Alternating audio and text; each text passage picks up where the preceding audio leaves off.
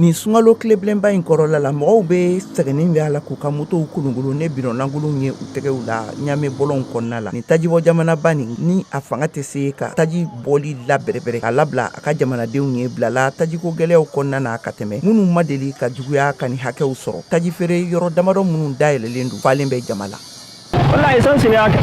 Wala tajitala ka sɔrɔ ɲaame an bɛ ka taa fan bɛɛ fɛ taji feerew la nka tɛ yɔrɔ si maa si tala ka se ka nin kun jɔnjɔn yɛrɛ fɔ an ye nin ye gɛlɛya ye dɛ janko ni sunkaloban yɛrɛ kɔnɔna la funteni dun bɛ an kan ka da Sonidep société nigérienne des produits pétroliers ka laseliw kan Soraz usine min ye jamana taji sɛnsɛla kelen ye dɛsɛra a bɛ ni ka na san kelen bɔ. Soraz n'arrive même pas à fournir